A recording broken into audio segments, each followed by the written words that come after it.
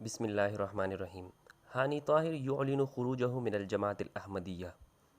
شیخ ہانی طاہر اعلان کرتے ہیں کہ وہ جماعت احمدیہ کے فرد نہیں رہے۔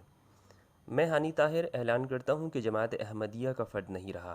میں اس جماعت میں کیسے داخل ہوا اور کیسے اس سے نکلا، اسباب کیا ہیں، اس طویل عرصے کیا باتیں پیش آئیں، یہ ضروری ہے کہ میں حق کی گواہی دوں تاکہ لوگ اس بات کو جان لیں اور آئندہ آنے والی نسلیں اس سے فائدہ اٹھائیں اور نصیحت حاصل کریں، کیونکہ ہر انسان اپنے تجربات دوسروں کو بتاتا ہے، اس لیے نہیں کہ لوگ اس پر لازمی عمل کریں بلکہ اس لیے کہ لوگ معلومات اور واقعات سے فائدہ اٹھائیں۔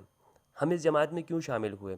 ہم نے دیکھا کہ بانی جماعت نے ایک فلسفہ پیش کیا، ہم نے اسے مکمل سمجھا، وفات مسیح اور نزول مسیح کا مسئلہ، علامت قیامات کی تفسیر، اور سب سے اہم ان کے عمدہ افکار میں سے دینی آزادی کا فکر، قرآن کا نسخ سے پاک ہونے کا نظریہ اور تمام قصص قرآنی کی ایسی تفسیر پر پایا جو کہ نہایت عمدہ تھی۔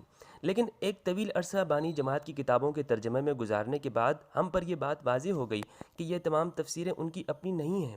میں 2008 سے کتابوں کا ترجمہ کر رہا ہوں، آئے روز مجھ پر ایک نئی بات کا انکشاف ہو رہا ہے، لیکن ہم اس کی کوئی توجیہ اور تعویل کرتے رہتے۔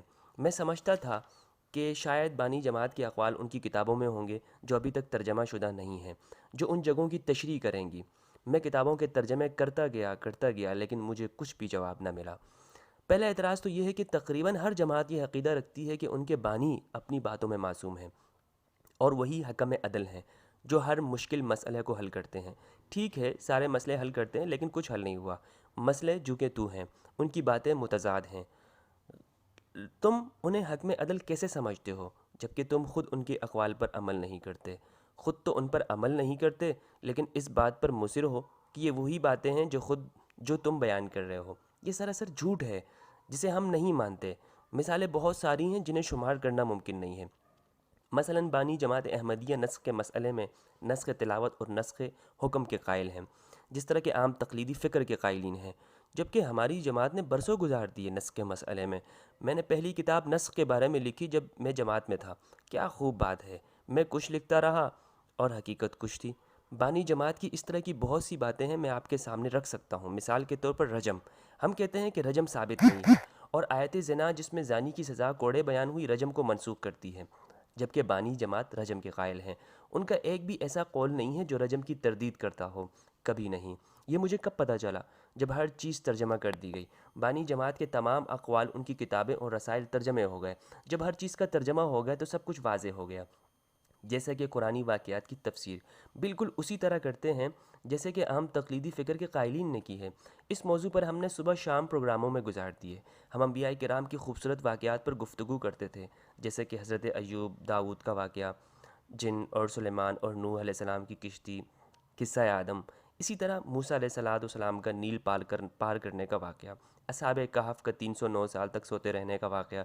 ان سب کی تفسیر بانی جماعت وہ کرتے ہیں جو جماعت نہیں جانتی۔ تب ہم لوگوں سے چھپاتے کیوں ہو؟ انہیں دھوکہ کیوں دیتے ہو؟ ہم انہیں کیوں کہتے ہیں کہ ہمارے پاس اعلیٰ تفسیر ہے؟ اگر میں جماعت میں سب جان کر بھی رہتا تو اس کا مطلب ہوتا کہ میں لوگوں کو دھوکہ دے رہا ہوں۔ کیا بات یہیں آ کر ختم ہو جاتی ہے؟ جہاں تک میری بات ہے تو مجھے اس معاملے میں کوئی بڑا اشکال نہیں ہوا، کیونکہ میں نے بانی جماعت کو معصوم عن الخطا کبھی سمجھا ہی نہیں، اور نہ ہی ان کی بات کو حتمی اور آخری سمجھا۔ تو آغاز سے ہی مجھے کوئی خاطر خواہ مشکل پیش نہیں آئی۔ لیکن وہ لوگ جو بانی جماعت کو معصوم عن الخطا سمجھتے ہیں، یہ بات مجھے پریشان کرتی رہی کہ وہ ابھی تک کس طرح متضاد باتوں میں تطبیق کرتے ہیں۔ یہ واقعی عجیب ہے۔ مختصراً میں نہیں چاہتا کہ اس موضوع پر زیادہ کچھ کہوں، یہ باتیں زیادہ ہو جائیں گی جبکہ اس بڑے مسئلے اور مشکل مسئلے سامنے آنے والے ہیں۔ جیسا کہ بانی جماعت جب اپنے دشمنوں کے بارے میں بات کرتے ہیں تو وہ کس انداز سے گفتگو کرتے ہیں۔ ہم کہتے ہیں ممکن ہے بھول ہو، لیکن جب آپ ان کے پیغامات اور ملفوظات پڑھیں گے تو آپ پر صورتحال واضح ہو جائے گی۔ آج سب واضح ہو گیا ہے اور آپ سمجھ جائیں گے۔ مثلاً 4 اپریل 1905 کو زلزلہ آیا۔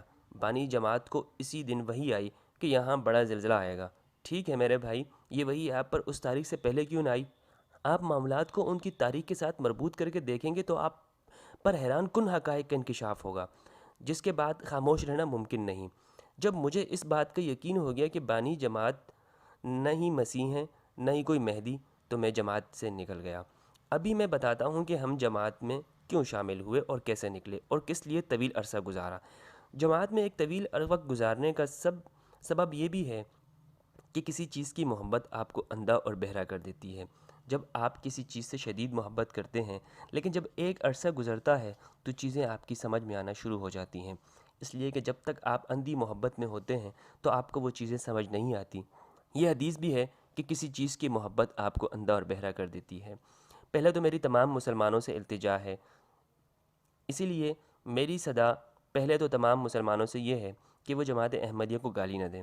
یہ قابل احترام لوگ ہیں، کسی کو ایذا نہیں دیتے، ان کا داعش جیسے لوگوں سے کوئی تعلق نہیں، یہ دنیا کی تباہی نہیں چاہتے۔ ہاں مگر یہاں بہت سارے اعتراضات ہیں جن کی تفصیل میں نہیں جانا چاہتا۔ ایک مکمل فکری آزادی کی ضرورت ہے، تکفیر کی سوچ کی نہیں، جو کہ اپنے مسلمان ہونے کا اعلان کرتا ہو۔ جماعت میں اتنے اشکالات ہیں جو شمار کی حد سے باہر ہیں۔ آپ جماعت کو اس کے حال پہ چھوڑ دیں، اسے اپنا پیغام پھیلانے دیں، انہیں اپنے افکار جیسا ہے وہ چاہتے ہیں پھیلانے دیں۔ کسی کو کافر قرار دینا اسلام کی سوچ نہیں۔ ایسی کوئی آیت یا حدیث نہیں جس میں کہا گیا ہو اے لوگو تم اوروں کو کافر قرار دو۔ میرا احمدیوں کے لیے پیغام ہے کہ میں تمہیں جماعت سے نکلنے کا نہیں کہتا اور نہ ہی اپنی باتوں سے متاثر ہونے کا کہتا ہوں۔ میں آپ کو صرف بانی جماعت کی کتابیں پڑھنے کی دعوت دیتا ہوں۔ تم دباؤ ڈالو اور مطالبہ کرو۔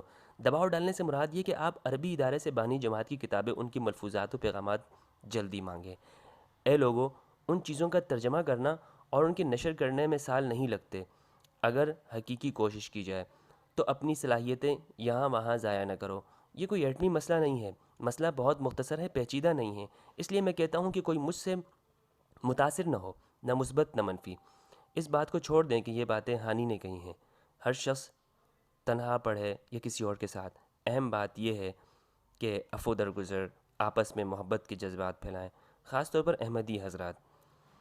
کسی نے میری بات مانی یا جو میں کہوں گا یا جو اس نے پڑھا اور وہ پڑھے گا، اس نے جماعت چھوڑ دی ہو یا نہیں، ضروری ہے کہ جماعت کی مثال دی جائے عفو درگزر اور باہمی محبت کی۔ میرے خیال میں یہی ایک جماعت ہے جو جماعت کی یہی خوبی ہے جو جماعت کی سب سے بڑی خوبی ہے۔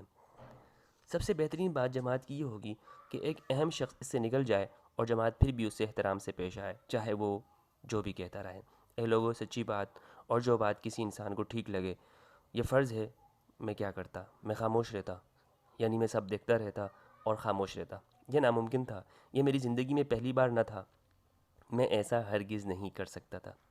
میں کسی کو مجبور نہیں کرتا، کسی کو دشمن نہیں بناتا۔